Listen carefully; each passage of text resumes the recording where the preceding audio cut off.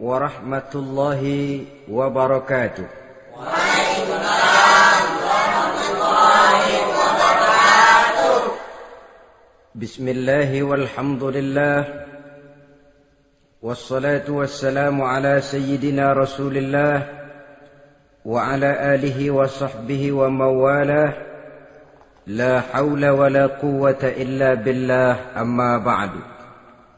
Saudara-saudara kaum muslimin yang berbahagia, di dalam kehidupan ini kita senantiasa mengambil iktibar, contoh dan teladan dari orang-orang sebelum kita.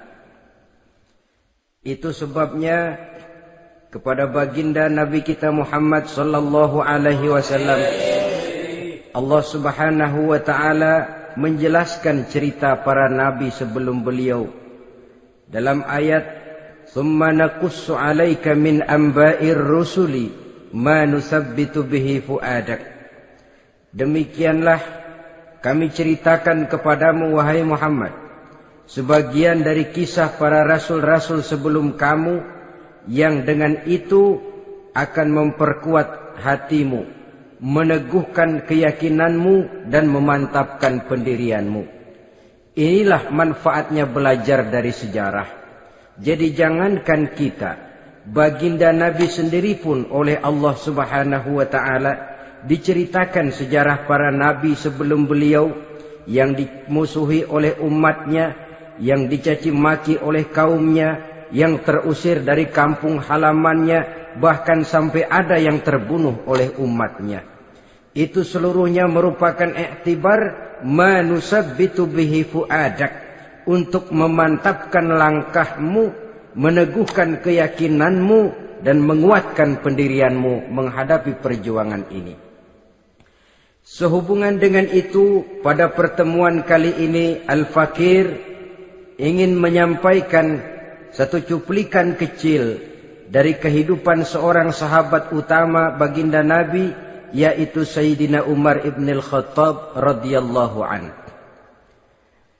Beliau adalah Umar bin Khattab bin Nufail bin Abdul Uzza dari suku Quraisy, golongan Bani Adi. Perawakannya tinggi, kekar dan gagah, melambangkan sifatnya yang pemberani, tegas, dan tidak pernah kenal takut kepada siapapun. Sebelum mendapat hidayah, Umar bin Khattab termasuk orang yang berdiri di barisan orang-orang yang memusuhi umat Islam. Ia terperangkap dalam tradisi jahiliyah, di mana gemar berperang dan bermabuk-mabukan juga merupakan hal-hal yang pernah dilaksanakan dalam kehidupannya sebelum beliau masuk ke dalam agama Islam. Oleh karena itu, dalam kehidupan beragama, hidayah merupakan sesuatu yang penting. Bagaimanapun banyaknya dosa dan kesalahan yang telah dilakukan oleh seseorang, tidak seharusnya menyebabkan ia putus asa dari rahmah Allah. Sebaliknya, bagaimanapun banyak kebajikan dan kebaikan yang sudah dikerjakannya, tidak perlu membuat dia besar hati, puas, bangga, apalagi menjadi lalai karenanya. Sebab kita belum tahu akan bagaimana ujung perjalanan dari kehidupan kita ini. Saudara-saudara, kisahnya pun masuk Islam merupakan peristiwa yang menarik. Pada satu hari, dengan pedang terhunus, Umar bin Khattab menuju Darul Arqam, tempat di mana baginda Nabi biasa berkumpul dengan para sahabat. Melihat mukanya yang beringas, matanya yang nanar, orang sudah menyangka dan mengerti ini tentu akan terjadi pembunuhan. Dalam perjalanan menuju Darul Arqam, Umar bertemu dengan Nuaim bin Abdullah. Nuaim bertanya, "Ya Umar, mau kemana ente?" "Mau membunuh itu, si murtad itu," kata. "Si murtad yang mana?" "Yang mana lagi?" "Itu." yang memecah belah kita, yang menghina berhala-berhala kita, yang menjelek-jelekkan nenek moyang dan keturunan kita. Siapa lagi kalau bukan Muhammad? Kata Nuaim Umar, enggak salah. Tidak salah lagi. Salah Umar. Salah kenapa? Apa kamu enggak malu? Kamu mau pergi membunuh Muhammad, sementara adikmu sendiri Fatimah, dia sudah termasuk salah seorang pengikut Muhammad. Mendengar ini, muka yang memang tadinya sudah marah dan merah, tambah jadi kelabu. Bukan main mangkelnya Umar bin Khattab. Orang lain dia musuhi, orang lain dia kejar-kejar. Ini malah adiknya sendiri menjadi pengikut dari baginda Nabi. Tidak jadi menuju Darul Arqam, dia berangkat ke rumah adiknya Fatimah. Adapun di rumah Fatimah sedang berkumpul Fatimah, suaminya Sa'id bin Zaid, dan seorang sahabat Habbab ibnul Arad.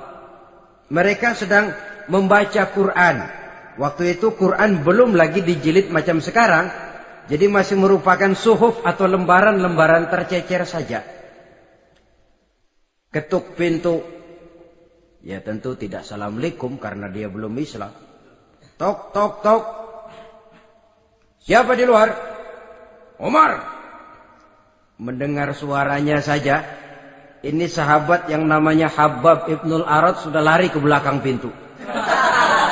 Sambil komat kamit baca doa mohon diselamatkan oleh Allah.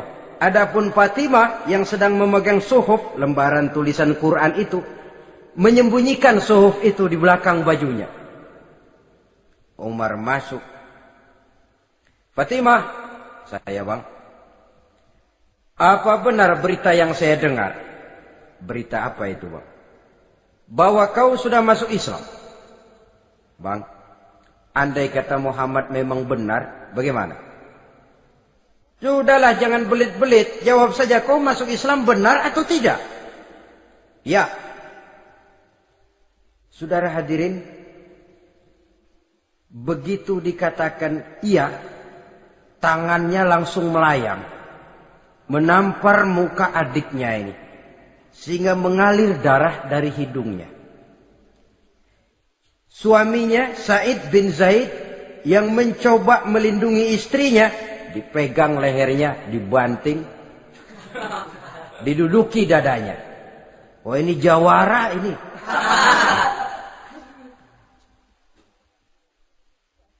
Namun pada saat sedemikian, suara kebenaran terpantul dari mulut Fatimah, adik dari Umar bin Khattab ini. Umar, apakah engkau memukul orang yang bersaksi bahwa tidak ada Tuhan melainkan Allah dan Muhammad Rasulullah? Apakah engkau menganiaya seseorang yang terpanggil untuk mengikuti kebenaran? Manusia macam apa engkau, Umar? Saudara, memang dia orang keras, tapi hatinya mudah menerima kebenaran. Sehingga mendengar kalimat adiknya ini tercenung dia sejenak, melongo, bengong kata anak sekarang. Ini kalau tidak karena keyakinan yang mantap, tidak mungkin orang ini, anak adik saya ini bicara macam begini. Umar, mengapa engkau memukul orang yang bersaksi bahwa tidak ada Tuhan melainkan Allah dan Muhammad Rasulullah? Mengapa engkau pukul orang yang mengikuti kebenaran, menerima hidayah dari Allah? Begitu yakin dan mantapnya, walaupun di tengah satu hal yang sangat menakutkan. Siapa yang tidak takut orang Quraisy berhadapan dengan Umar bin Khattab yang dikenal sebagai singa padang pasir pada waktu itu? Malahan dia termasuk salah seorang jagoan di tradisi masyarakat jahiliyah itu. Ada satu pasar yang namanya pasar Ukaz. Tiap tahun di pasar itu diadakan pesta. Pertama pertandingan syair. Jadi penyair waktu itu jadi kebanggaan. Syair-syair yang menang itu digantung di dinding Ka'bah. Jadi setiap suku akan bangga kalau mempunyai ahli syair yang hebat. Nah, lalu diadakan juga lah perlombaan balap kuda, memanah, termasuk gulat. Lah Umar ini tiap kali pertarungan mesti menang. Belum pernah ada yang berhasil mengalahkan dia. Jawara. Saudara-saudara, mendengar adiknya begitu mantap hatinya. Apalagi ketika adiknya berkata begitu, suhuf, lembaran yang disembunyikan di belakang bajunya tersembul. Apa yang kau sembunyikan di balik bajumu itu? Suhuf. Apa suhuf itu? Lembaran Al-Quran. Coba saya lihat. Enggak boleh. Kenapa? Kamu kotor. Orang kotor tidak boleh megang Quran. Saya mau lihat. Enggak boleh. Kalau kamu mau lihat, mandi dulu. Diturutinya permintaan adiknya itu. Lalu diambilnya suhuf tadi. Dia baca. Kebetulan ayat yang dibacanya, ayat pertama dari surah Toha, yang berlanjut dengan ayat 14 pada surah yang sama. Dia baca. Bismillahirrahmanirrahim. Toha. Ma anzalna ilaikal Qur'ana litashqa. Illa tazkiratan liman yakhsha. Taha, tidaklah aku turunkan Al-Quran ini untuk bikin sukar manusia, melainkan merupakan pengingat bagi orang-orang yang takut kepada Allah. Lalu pada ayat ke-14, Innani anallahu la ilaha illa ana fa'budni. Sesungguhnya akulah Allah, tidak ada Tuhan melainkan aku, maka hendaknya hanya kepadakulah kamu menyembah.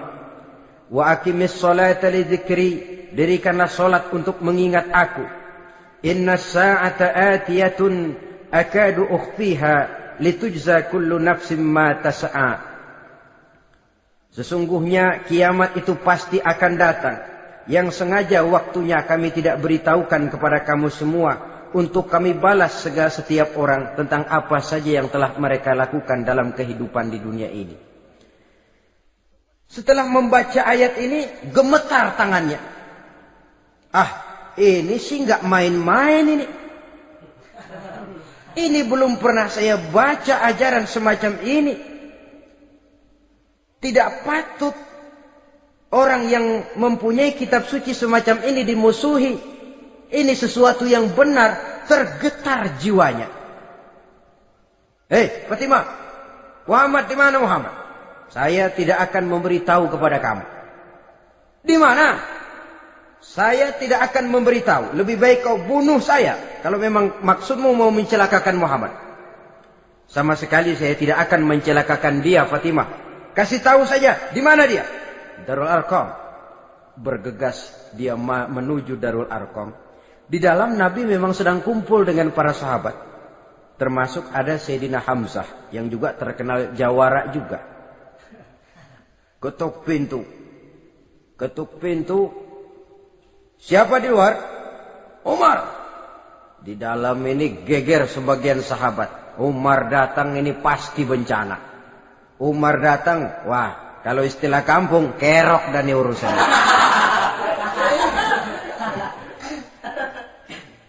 Tapi baginda Nabi menenangkan mereka. Tenang. Mudah-mudahan ada hikmahnya. Sayyidina Hamzah tampil. Bukakan dia pintu. Kalau niatnya baik, kita terima. Kalau niatnya tidak baik, saya paling depan. Dibukakan pintu. Begitu dibukakan pintu, Umar masuk merangkul baginda Nabi. Kemudian dengan tersendat, Ashhadu an la ilaha illallah wa ashhadu annaka ya Muhammad Rasulullah. Saya bersaksi tidak ada Tuhan melainkan Allah, dan saya bersaksi bahwa engkau hai Muhammad adalah utusan Allah. Sahabat takbir semua. Allahu Akbar, Allahu Akbar. Kegembiraan meliputi suasana ketika itu. Kenapa? Karena sebelumnya dikala Umar belum masuk Islam, dia merupakan ganjalan yang paling dikhawatirkan oleh umat Islam. Setelah dia masuk Islam, jelas merupakan satu keuntungan yang sangat besar.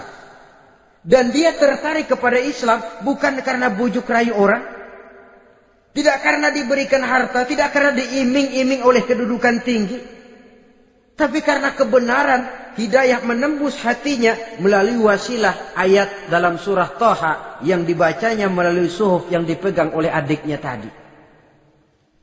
Sejak saat itu berubah 180 derajat Umar bin Khattab radhiyallahu anhu. Tetapi tetap dengan sifatnya keras, tegas, dan tidak pernah kenal takut kepada siapapun. Cuma kalau sebelum Islam, dia kerasnya kepada Islam. Setelah dia masuk Islam, muter arah. Kepada siapapun yang memusuhi Islam, dia bersikap keras, tegas, dan tidak pernah kenal takut. Bahkan setelah beliau masuk Islam, satu hari ketika di Darul Arqam kumpul-kumpul, waktu itu Nabi belum berdakwah secara terbuka karena pengikut masih sedikit. Sayyidina Umar usul, "Ya Rasul, ada apa Umar? Alasna 'alal haq fi mamatina wa mahyana?" Ya Rasul, bukankah kita ini berdiri di atas sesuatu yang benar? Bukankah mati kita, hidup kita untuk melaksanakan sesuatu yang benar? Bala ya Umar, betul Umar. Wallazi nafsi biyadih, innakum la'alal haq in muttum wa in huyitum. Demi Allah Umar, kata Nabi, sesungguhnya kamu dan kita semua berdiri di atas kebenaran, hidup ataupun mati. Setelah mendapat jawaban begini, Umar masuk kepada tujuan pembicaraannya. Izan ya Rasul, fa fimal ihtifa. Kalau memang begitu ya Rasul, kalau memang kita yakin kita berdiri di atas kebenaran, kita hidup karena kebenaran, kita mati pun memperjuangkan kebenaran, fa fimal ihtifa. Kenapa mesti ngumpet-ngumpet? Kenapa harus sembunyi-sembunyi? Wallazi ba'asaka bil haqq, demi Allah ya Rasul, la takhrujanna wa la nakhrujanna ma'ak. Tuhan harus keluar menyampaikan Islam ini secara terbuka, dan kami akan mendampingi Tuhan dengan segenap jiwa dan raga. Sekali masuk Islam gak tanggung-tanggung. Yang kayak begini ini yang kita perlukan sekarang ini. Begitu masuk Islam gak tanggung seluruhnya, jiwa dan raganya masuk Islam. Beliau yang pertama kali mengajukan ide, kenapa harus dakwah sembunyi ya Rasul? Wong kita berdiri di atas kebenaran, memperjuangkan sesuatu yang hak. Kalau kita mati, kita pun mati membela kebenaran. Kenapa mesti fafimal ikhtifa? Kenapa harus sembunyi-sembunyi? Mulai sekarang mari keluar ya Rasul, saya akan dampingi Tuhan, nyawa taruhannya. Saudara hadirin yang saya hormati, selalu dia tempat-tempat yang pernah dia melaksanakan maksiat sebelum dia Islam, selalu dia kunjungi sampai dia berkata, tidak ada tempat yang pernah saya melakukan kesalahan sebelum saya Islam yang harus saya tutupi dengan kebajikan setelah saya Islam sekarang ini. Bahkan ada satu riwayat menjelaskan beliau itu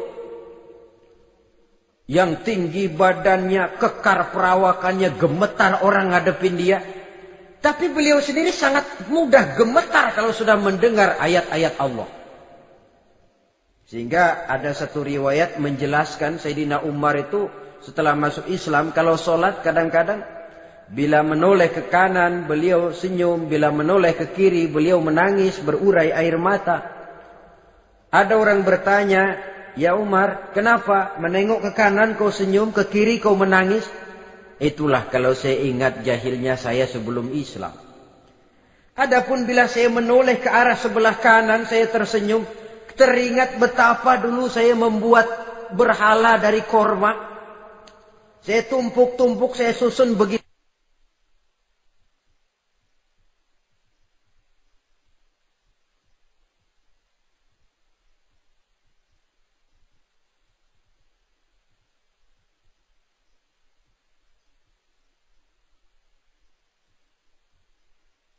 Itu rupa. Setelah saya sembah, saya makan itu korma. Gagah betul saya waktu itu, sampai Tuhan pun saya makan. Adapun kalau saya menoleh ke kiri, teringat putri kesayangan saya yang terbawa oleh tradisi jahiliyah, takut menanggung aib, merasa malu mempunyai anak perempuan sampai dia terkubur hidup-hidup. Berurai air mata saya mengingat semua itu. Padahal Nabi sudah memberikan jaminan. Sebab saudara jangan lupa, orang kafir masuk Islam, dalam Islam itu dihitung dari bayi lagi. Dari nol, itulah untungnya. Jadi misalnya sudah 60 tahun, dari kecil sampai 60 tahun kafir. Umur 61 masuk Islam. Nah, sejak umur 61 itulah yang dihisab oleh Allah. 60 tahun ke bawah gratis bersih pemutihan. Istimewa betul. Tapi jangan lalu diniatin, gua kafir aja. Nanti sudah tua-tua mau giliran mati baru Islam. Nah, itu diniatin lain. Ini yang karena faktor hidayah, saudara-saudara. Nah, cintanya kepada baginda Nabi luar biasa. Dalam setiap pertempuran beliau selalu di front terdepan. Bahkan demikian cintanya sampai ketika hari di mana baginda Nabi wafat, saudara-saudara. Disampaikan berita wafat Nabi kepada Umar ini. Ya Umar, baginda Nabi sudah wafat. Kamu ngomong apa? Baginda Nabi sudah wafat. Bukan sedih, nyabut pedang, keluar matanya melotot. Siapa yang bilang Muhammad mati, saya tabas batang lehernya. Begitu cintanya beliau kepada baginda Nabi, sampai-sampai nggak menerima kalau Nabi wafat. Taruhlah nggak bisa mati bersamaan, bolehlah mati beriring-iring saja barangkali maksudnya. Saudara-saudara, cabut pedang, kelayaban kemana-mana. Ayo, siapa ngomong Muhammad mati, saya tabas batang lehernya. Sampai bertemu dengan Sayyidina Umar, Sayyidina Abu Bakar. Di tempat orang banyak, Sayyidina Abu Bakar yang bijaksana ini pidato. Ayuhan nas, man kana ya'budu Muhammadan fa inna Muhammadan qad mata. Wa man kana ya'budu Allah fa inna Allah hayyun la yamut. Wahai manusia, barang siapa yang menyembah Muhammad, maka Muhammad sudah mati. Tetapi barang siapa yang menyembah Allah, Allah akan hidup selamanya dan tidak akan pernah mati. Mendengar pidato ini, Sayyidina Umar sadar bahwa sebenarnya yang tidak bisa mati itu cuma Allah. Bagaimanapun agungnya baginda Nabi, besarnya baginda Nabi, tinggi akhlak budi pekertinya Nabi, cintanya beliau kepada Nabi, toh Nabi manusia. Dan manusia harus mati. Kemudian dibacakan surah Ali Imran ayat 144. Wa ma Muhammadun illa rasul qad khalat min qablihi rusul afa immata aw qutilan qalabtum ala aqabikum. Muhammad tidak lain daripada manusia, telah datang kepadanya rasul. Apakah jika ia mati engkau kembali menjadi murtad atau mundur ke belakang? Mendengar ayat ini dibacakan, Sayyidina Umar sadar, berurai air matanya, menangis dalam kesedihannya. Ini cintanya yang demikian tinggi kepada baginda Rasulullah sallallahu alaihi wasallam. Begitulah seluruh kesalahan yang dia lakukan pada saat sebelum dia masuk Islam, berusaha dia tutupi dan dia tebus dengan segala kebaikan, pengabdian, perbuatan soleh setelah dia masuk Islam. Sehingga diajarkan oleh baginda Nabi, ittaqillaha haitsu ma kunta wa atbi'i sayyi'atal hasanata tamhuha wa khaliqin nasa bi khuluqin hasanin. Bertakwalah kamu kepada Allah, kata Nabi, dimanapun saja kamu berada. Jadi takwa tidak kenal tempat. Dimanapun saja kamu berada, bertakwalah kepada Allah. Di rumah takwa, di pasar takwa, di kantor takwa, di tengah orang banyak takwa, pada waktu sendirian takwa. Ittaqillaha haitsu ma kunta. Bertakwalah kau kepada Allah dimanapun saja kamu berada. Jangan takwa pakai tempat. Di masjid takwa, di kantor nyolong. Itu tidak haitsu makunta. Yang diajarkan oleh Nabi, dimanapun kamu berada, bertakwalah kepada Allah. Wa atbi'i sayyi'atal hasanah tamhuha. Dan iringi perbuatanmu yang salah dengan kebaikan. Jadi kalau satu saat terselip kita berbuat salah, cepat iringi dengan kebaikan. Tamhuha, dengan harapan kebaikan yang kita kerjakan akan menutupi dosa yang terselip kita lakukan. Ngomongin orang, astagfirullahaladzim. Banyak istighfar. Istighfarnya mudah-mudahan bisa nutupin dosa karena ngomongin orang. Tapi jangan lalu tambah sulap. Ngomongin orang istighfar. Terus ngomongin lagi istighfar lagi. Itu tentu tidak bisa dengan cara begitu. Barangkali terselip pernah mengambil harta orang tanpa alasan yang hak. Imbangi dengan rajin sedekah misalnya. Barangkali pernah menyakiti hati orang, imbangi dengan perbuatan yang bisa menyenangkan hati orang lain. Itu namanya mengiringi perbuatan yang bersifat salah dengan kebajikan. Ini yang dilakukan oleh Sayyidina Umar. Setiap pelosok hampir dia datangi. Tempat-tempat di mana dia pernah melakukan kesalahan sebelum Islam, di sana dia tegakkan kebajikan dan kebaikan. Kegagahannya, keperkasaannya, keberaniannya sepenuhnya bulat-bulat sudah diwakafkan untuk kepentingan Islam. Saudara hadirin yang saya hormati, diperlukan orang-orang yang punya keberanian macam Sayyidina Umar. Berani karena panggilan hidayah, bukan berani babi. Babi berani juga babi, cuman nyeruduk. Artinya berani yang tanpa pertimbangan. Berani yang tanpa pertimbangan pada akhirnya akan menyulitkan kita sendiri. Beliau gagah, beliau berani, beliau punya kekuatan, beliau punya wewenang. Dan itu dimanfaatkannya untuk menjadi backing baginda Nabi kita Muhammad sallallahu alaihi wasallam. La takhrujanna wa la nakhrujanna ma'ak ya Rasul. Ya Rasul, keluar, sampaikan dakwah secara terbuka. Saya akan mendampingi Tuhan. Jika ada yang ganggu Tuhan, saya paling depan. Backing yang mendampingi Rasul untuk menyampaikan risalah Islamiyah ini. Saudara hadirin yang saya hormati, wa khaliqin nasa bi khuluqin hasanin, kata Nabi. Dan pergaulilah manusia dengan akhlak yang baik, karena dengan ini kau bisa mengambil hati orang. Dalam hadis lain katakan, innakum la tas'una an-nasa bi amwalikum walakin yas'uhum minkum bastul wajhi wa husnul khuluq. Kamu tidak akan bisa menyenangkan orang banyak dengan hartamu, tapi kamu bisa ambil hati mereka dengan budi pekerti yang luhur dan muka yang manis. Dengan harta belum tentu kita bisa menyenangkan semua orang.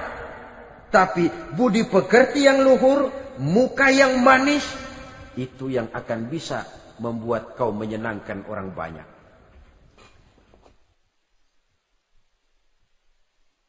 Setelah baginda Rasul wafat, pernah ketika berkumpul, Sayyidina Abu Bakar berkata kepada Sayyidina Umar, "Ya Umar, saya baiat kamu untuk menjadi khalifah." Jawab beliau, "Sayalah yang akan membaiat Tuan. Tapi Anda lebih utama dari saya, Umar. Keutamaan saya akan saya berikan kepada Tuan untuk mendukung kekhalifahan Tuan." Di sini kelihatan wataknya yang tidak ambisius. Gagah, berani, perkasa, tapi tahu diri. Enggak nyelonong. Tidak menggunakan kekuasaannya, kegagahannya untuk maksud yang sewenang-wenang. Oleh karena itu setelah Sayyidina Abu Bakar wafat, beliau dilantik menjadi khalifah, keluarlah pidatonya yang terkenal. Ayuhan nas, inni qad wullitu alaikum walastu bi khairikum. Hai manusia, aku telah dipilih menjadi pemimpin kamu. padahal aku bukanlah orang yang terbaik di antara kamu. Kalau tidaklah karena aku melihat keutamaan, keteguhan yang dapat melindungi kalian, berat rasanya aku memikul amanah ini. Sebab apa? Alangkah beratnya menunggu datangnya perhitungan di akhirat nanti terhadap Umar. Ini yang jadi motifnya memegang jabatan khalifah. Sungguh berat bagi Umar menunggu datangnya saat perhitungan. Sehingga seolah-olah kalau bisalah jadi Umar bin Khattab saja, jangan jadi khalifah kalau bisa. Tapi moya umat sudah kadang memilih. Sehingga benar kalau dalam satu hadis Nabi pernah mengajarkan jangan memberikan satu jabatan kepada orang yang memintanya. Sebab orang kalau sudah minta jabatan, apalagi pakai jilat-jilat, pakai upeti-upeti, tentu ada tendensinya. Ada batu di balik udang. Kalau udang di balik batu kan mungkin nggak kelihatan, tapi kalau batu di balik udang kelihatan betul itu. Ada maunya, ambisinya. Jangan memberikan satu jabatan kepada orang yang memintanya. Seakan di batinnya Sayyidina Umar menyesali. Kenapa Umar nggak jadi Umar saja, kok mau jadi khalifah gitu. Alangkah berat perhitungan buat saya di akhirat nanti. Nah, setelah jadi khalifah, sebagai satu iktibar, saya akan mencoba mengemukakan beberapa sifatnya yang menonjol untuk pelajaran buat kita semua. Pertama, sikapnya terhadap keluarganya setelah beliau menjadi khalifah. Kedudukan sebagai keluarga Umar bin Khattab bukan merupakan kedudukan istimewa. Itu ditanamkan betul kepada keluarganya. Jangan karena bapakmu khalifah, lalu mentang-mentang anak khalifah kau merasa dapat fasilitas, merasa bisa berbuat semau-maumu, kau harus punya tanggung jawab dan beban moral, memberikan contoh yang lebih baik kepada rakyat. Ini yang ditekankan kepada keluarganya. Kalau beliau mau mengeluarkan undang-undang, undang-undang itu lebih dahulu dibicarakan di tengah keluarganya, kumpul anak-anaknya, ini akan ada undang-undang begini. Siapa di antara kalian mau mentaati, persilakan, yang tidak pun persilakan.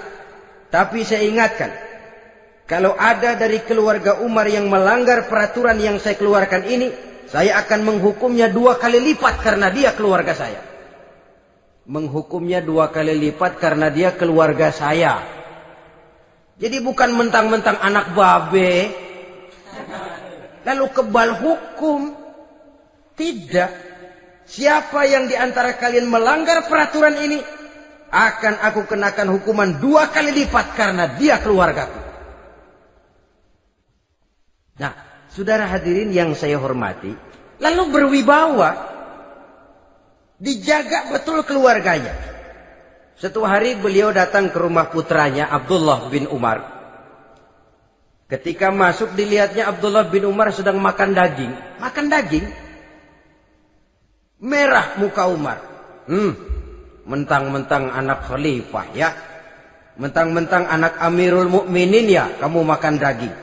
Lihat tuh rakyat kita masih banyak yang kelaparan, makan daging, makan roti keras. Padahal itu halal. Sesuatu yang diperoleh dengan usahanya sendiri. Tetapi begitu hati-hatinya Umar untuk menjaga pandangan orang. Keluarga khalifah merupakan beban moral sebab akan dijadikan contoh oleh rakyatnya. Mentang-mentang anak khalifah ya makan daging. Lihat tuh rakyat, roti keras digarotin. Lain saat beliau pergi ke satu pasar. Di situ dilihat ada sapi gemuk-gemuk. Tempat lain sapinya kurus-kurus. Tanya, ini yang gemuk-gemuk sapi siapa? Sapi Abdullah bin Umar. Sapi anaknya. Panggil Abdullah bin Umar, suruh sini. Datang anaknya itu. Abdullah bin Umar, bagaimana ceritanya sampai ini? Begini, Bapak.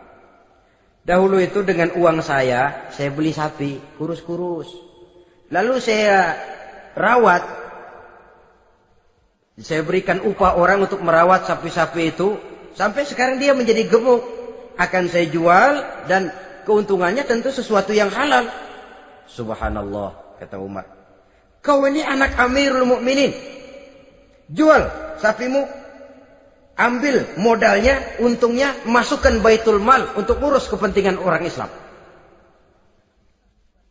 Dia nggak mau anaknya terlibat bisnis, ndompleng kekuasaan ayahnya.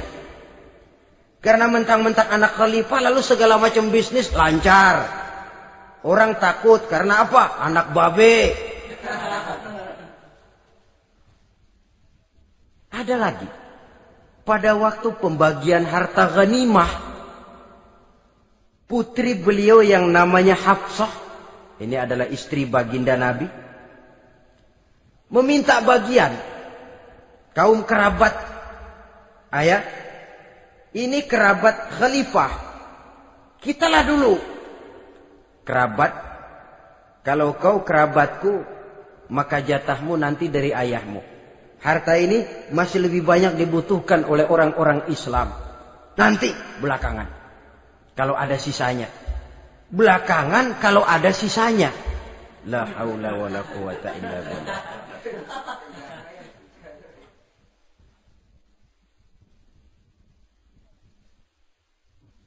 Saudara hadirin, itu terhadap keluarganya. Kemudian apa sifat-sifat yang menonjol dari kepemimpinannya? Pertama, kesederhanaannya. Beliaulah satu-satunya khalifah, Amirul Mukminin, setingkat presiden kalau sekarang, yang punya jubah cuma 2 dan 1 pun punya anaknya. Tambelan lagi. Pernah sholat Jumat terlambat.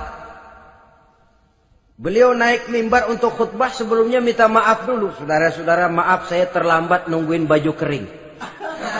Seorang khalifah nungguin baju kering. Sederhana dalam kehidupannya.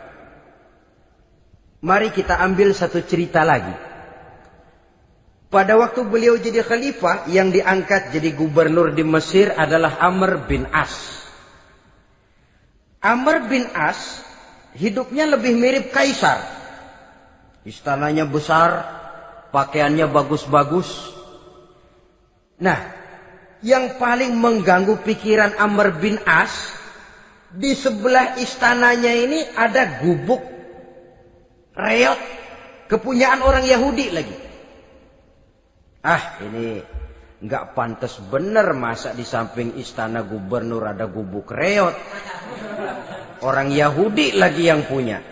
Ini mesti, udah, bikin saja rencana, panggil dinas tata kota, bikin planning. Di sini mau dibangun masjid, proyek negara. Bikin gambarnya, susun anggarannya, tender. Saudara-saudara, si Yahudi yang punya gubuk reot dipanggil. Yahudi, ada apa, Pak? Kamu tahu nggak? Enggak. Iya, memang belum saya kasih tahu.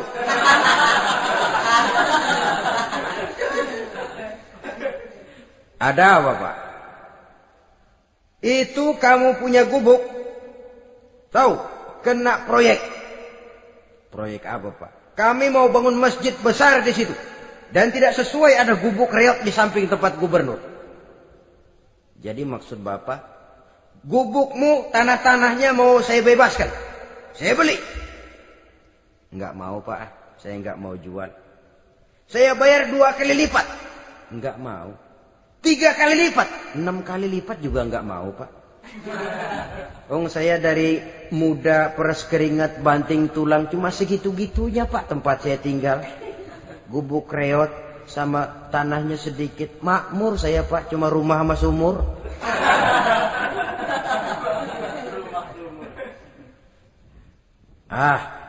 Ini Yahudi kelewatan juga. Akhirnya turun perintah, sudah, kalau dia nggak mau dibebaskan, gusur saja, tarik, ambil bulldozer. Digusur.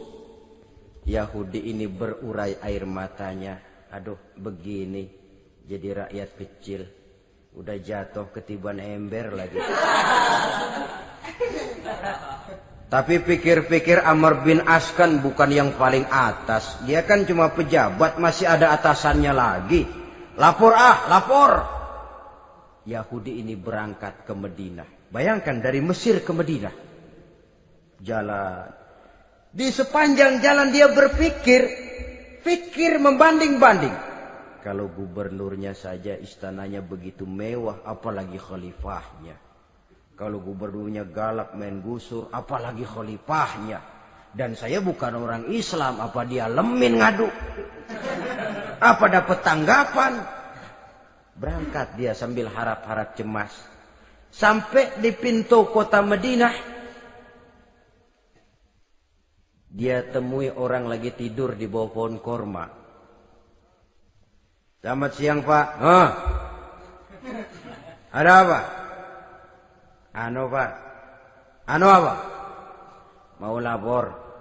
Lapor apa? Bapak tahu Khalifah Umar bin Khattab? Tahu?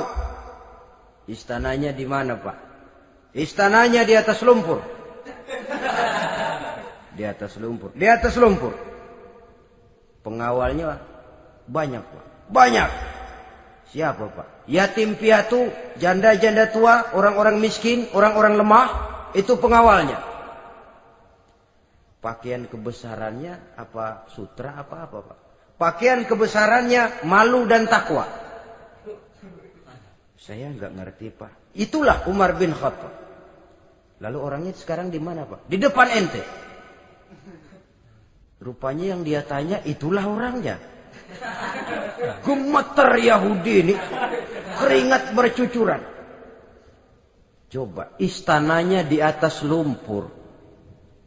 Sebab beliau berprinsip, bagaimana saya bisa menghayati nasib rakyat kalau saya tidak merasakan apa yang mereka rasakan?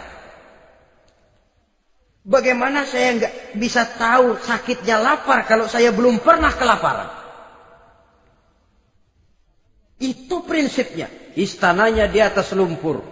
Para pengawalnya yatim piatu, janda-janda tua, orang-orang miskin, orang-orang lemah dan tidak mampu. Dan pakaian kebesarannya malu dan takwa. Kamu dari mana? Dari Mesir, Pak. Ada apa? Mau laporan gubernur Bapak di Mesir yang namanya Amr bin As. Kenapa? Main gusur aja, Pak. Ceritanya? Iya, dia mau bangun masjid. Kebetulan di areal itu saya punya tanah sama gubuk segitu-gitunya. Saya nggak mau dibeli, digusur, Pak. Saya mau mencari keadilan. Begini. Kamu lihat tempat sampah itu? Lihat. Di situ banyak tulang. Coba kamu ambil kemari satu. Tulang unta, bawa sini. Bingung Yahudi. Pak, saya kemari mau cari keadilan. Kalau tulang mah di Mesir juga banyak, Pak. Sudahlah, pokoknya kau ambil saja tulang itu. Dicoker-coker, dapat, dikasih. Tulang itu digaris lurus oleh Sidina Umar dengan ujung pedang. Red. Nah, kau bawa kepada Amr bin As. Makin bingung itu Yahudi. Suruh bawa tulang cuman digaris. Nanti saya ngomong apa, Pak? Sudahlah, kasih saja. Pulang dia. Sampai di Mesir. Tuan Gubernur, ada apa? Saya baru menghadap khalifah. Kemudian beliau sampaikan ini, dikasih tulang. Amr bin As ngelihat tulang ada goresan lurus dengan ujung pedang, gemetar. Badannya keluar keringat dingin. Panggil kepala proyek. Proyek batal. Masjid nggak jadi didiriin. Itu gubuk Yahudi diriin lagi. Ini Yahudi makin bengong. Ini gubernur dapat tulang doang segitu takutnya.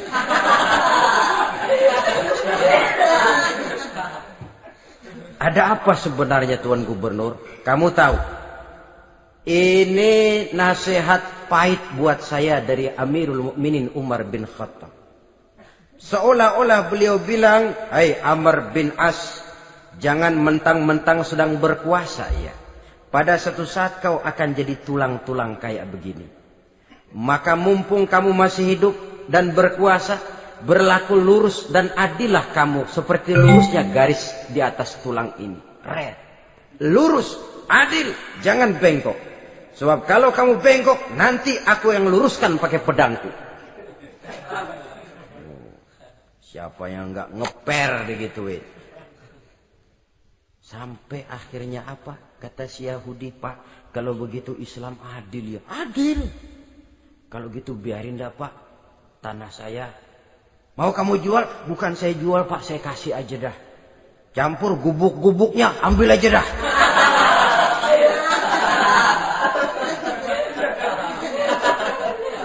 Masuk Islam si Yahudi ini oleh karena keadilan dari Umar bin Khattab. Begitulah kesederhanaan hidupnya. Sampai saudara, yang ironi betul, pernah Utsman bin Affan, Ali bin Abi Thalib, Thalhah dan Zubair kumpul mendengar berita bahwa Sayyidina Umar ini punya hutang. Bayangkan, seorang khalifah untuk melangsungkan hidupnya sampai punya hutang. Padahal Baitul Mal di bawah kekuasaannya. Berunding Utsman, Ali, Thalhah, Zubair. Kalau kita langsung ngomong sama Umar nggak enak dong, dia nggak bakalan terima. Lewat putrinya aja, Hafsah. Baik. Hafsah ngomong sama Umar, Abah, kenapa? Bagaimana kalau honor Abah ditambah, ditingkatkan supaya hutang bisa ketutup? Hafsah, saya Abah. Siapa yang nyuruh kamu ngomong begitu? Enggak ada. Ada. Saya tahu ada ini. Kalau enggak ada, kamu enggak mungkin ngomong begitu. Tapi orangnya kalau saya tuntut, mereka mungkin enggak mau. Sekarang saya mau tanya Hafsah, kau kan istri Rasul, betul? Nah, saya mau tanya, suamimu makanannya apa? Daging? Bukan. Roti. Tempat tidurnya kasur empuk? Bukan. Kain kasar yang kalau musim panas kami bentangkan, kalau musim dingin separuh buat tidur, separuh buat selimut. Pakaian yang dibelikan untukmu berapa banyaknya? Cuma 2. Nah, itu guru saya. Orang yang paling saya cintai. Dan itu yang saya ikuti. Bahkan setelah beliau wafat, Sayyidina Umar ini, hutangnya ditanggungkan kepada anaknya Abdullah bin Umar. Dan itu pun dilunasi dengan menjual rumahnya. Sehingga rumahnya itu disebut Darul Qadha, rumah bayar hutang. Begitu kesederhanaannya. Jadi nggak pakai aji mumpung jadi khalifah lalu kayak ikan gurita, tangan yang mana aja megang. Itu kan mental monyet. Monyet itu kan begitu. Tangan megang kiri kanan, mulut ngawal, kaki megang, temennya dikasih masih ngerampas juga. Monyet rakus betul itu. Itu kesederhanaannya. Kenapa kesederhanaan ini timbul? Karena sikap zuhudnya. Zuhud itu tarkud dunia li ajlil akhirah. Orang yang mengambil dunia hanya yang diperlukan dengan lebih mengutamakan kehidupan akhirat. Watak zuhudnya yang sangat menonjol. Dialah pahlawan yang paling berani di medan perang. Dialah imam yang paling khusyuk di masjid. Dan tidak jarang kalau sholat sendiri, begitu membaca ayat yang menceritakan neraka, nangis berurai air matanya. Saudara hadirin ma'asyiral muslimin rahimakumullah. Jadi kesederhanaan dan kezuhudan ini bukan lewat teori disampaikan oleh Umar. Bukan lewat penataran seluruh aparat, tidak. Lewat contoh konkret, inilah saya. Contoh sederhana dan zuhud. Bagaimana saya akan bisa merasakan penderitaan kalau saya sendiri tidak pernah menderita? Bagaimana saya akan tahu sakitnya lapar kalau saya belum pernah kelaparan? Maka tanpa penataran, tanpa upgrading segala macam, berhasil karena prinsip keteladanan. Beliau jadi contoh utama. Dan sumber utamanya tentu tidak lain karena contoh dari baginda Nabi besar Muhammad sallallahu alaihi wasallam. 2, sederhana, yang kedua zuhud. Yang ketiga, sifat yang menonjol dari kekhalifahannya adalah adil.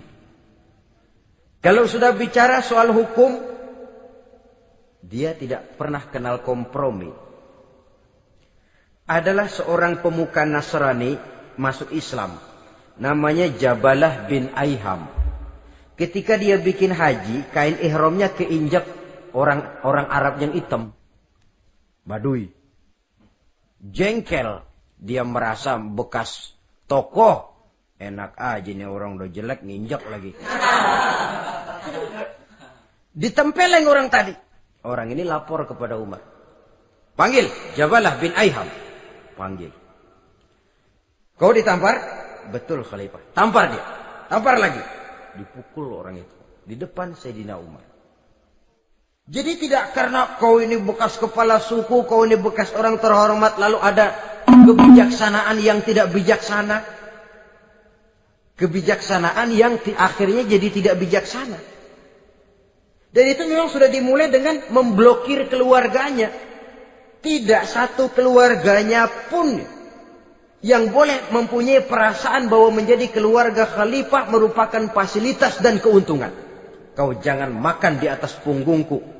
Kau jangan menikmati fasilitas di atas keringatku. Dan tidak ada keinginan mewariskan jabatan khalifah kepada anak-anaknya. Pernah beliau musyawarah. Saya bingung. Kenapa khalifah? Gubernur Kufah ini sulit nyari orang. Diangkat yang lemah, rakyat ngeluh. Diangkat yang keras, rakyat juga ngeluh. Ada calon khalifah. Kalau ini mah nggak salah lagi nih buat gubernur Kufah. Siapa? Abdullah bin Umar. Anak beliau sendiri. Melotot matanya. Jangan macam-macam kau. Cukup satu orang Umar memegang jabatan ini. Kalau berhasil, kami keluarga Umar sudah merasakannya. Kalau gagal, cukup kegagalan seorang Umar. Tidak berusaha mengorbitkan anaknya. Wah, anak babeh diangkat jadi ano. Tidak, malah diblokir. Cari yang lain. Tapi Abdullah bin Umar cukup syarat ya khalifah. Dia orang bertakwa dan soleh. Yang takwa dan soleh bukan cuma anak Umar. Anak orang lain juga banyak yang takwa dan soleh. Itu prinsipnya. Sehingga ketegasannya ini membuat orang jadi sungkan. Dan tidak seorang pun berani kirim-kirim upeti hadiah. Pernah itu ada pejabat dari Azerbaijan kirim makanan. Kue, mending apa? Kue. Gitu dicicipi enak. Enak juga ya kue ini. Enak khalifah. Ini di sana apa makan rakyat biasa? Bukan. Ini makanan orang-orang fit. Nah, dibungkus lagi itu kue. Dibungkus. Ontamu mana? Di luar. Ambil, bawa pulang, serahkan lagi kepada gubernur di sana, kasih tahu salam dari Umar bin Khattab.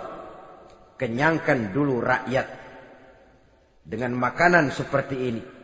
Kita belakangan. Jadi kalau rakyat lapar, saya orang pertama yang akan merasakan kelaparan.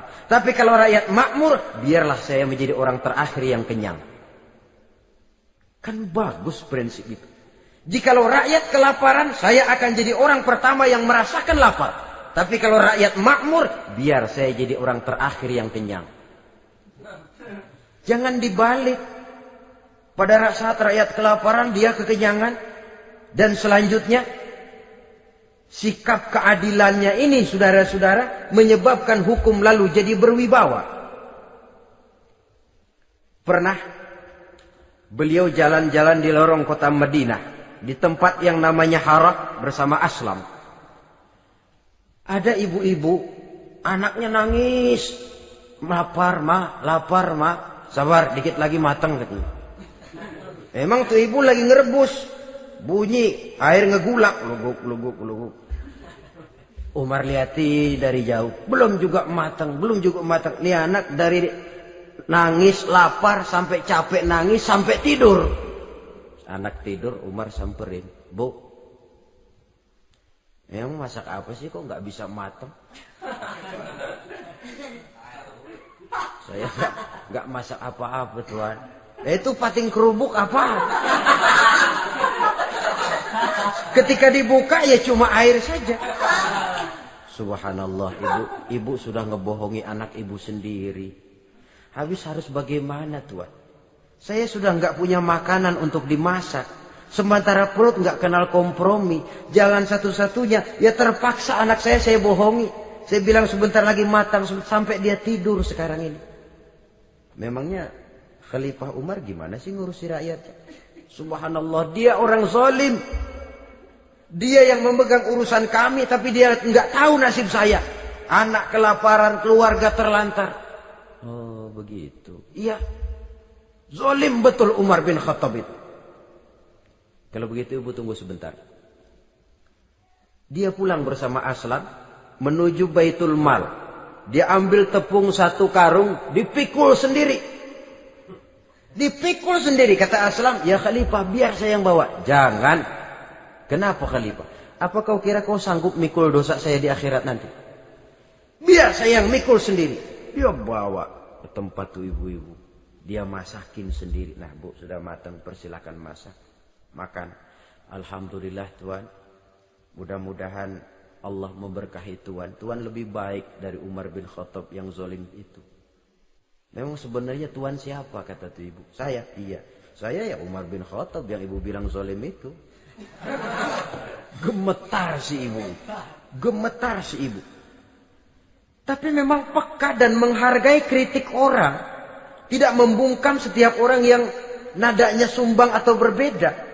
Kadang beliau berkata, saya khawatir karena orang terlalu segan dengan saya lalu nggak ada yang berani negur kalau saya salah. Kan begitu biasanya. Karena sudah terlalu segan lalu semuanya orang mau diaminin saja. Asal dibilang nggak benar marah, jengkel. Lalu disingkirin, maunya diiyain, inggih kula nuwun. Oke bos. Beliau bilang saya khawatir kalau tidak ada orang yang mau menegur kesalahan saya jika saya terlanjur nanti. Tahu-tahu muncul orang. Demi Allah, saya akan menegur Tuhan dengan pedang saya ini. Cerah mukanya, senyum bibirnya. Alhamdulillah, anak muda, saya memerlukan orang macam kau. Yang berani berkata iya terhadap yang benar dan tidak terhadap yang tidak benar, apa dan bagaimanapun resikonya. Di sini kelihatan sikap beliau menghadapi orang yang berbeda pendapat. Keadilan, keberanian dan ketegasan, cepat menerima kebenaran, merupakan serentetan dari sifat-sifat utama beliau sejak masuk Islam sampai menjadi khalifah yang kedua. Bahkan dengan jasa beliau, Islam kemudian tersebar, menembus dinding Jazirah Arabia, memasuki Bizantium dan Persia, sehingga beliau juga dikenal sebagai periode Al-Futuhat Al-Islamiyah. Nah, saudara-saudara, inilah cuplikan kecil dari kehidupan seorang agung dan besar yang memang sangat terbatas kata-kata untuk melukiskan kebesaran itu. Namun yang secuplik ini mudah-mudahan menjadi sumbangan moral dalam rangka kita memperbaiki diri menuju kehidupan yang lebih baik. Terima kasih banyak atas segala perhatian. Mohon maaf atas segala kekurangan. Usikum wa nafsi bitaqwallah. Wassalamualaikum warahmatullahi wabarakatuh.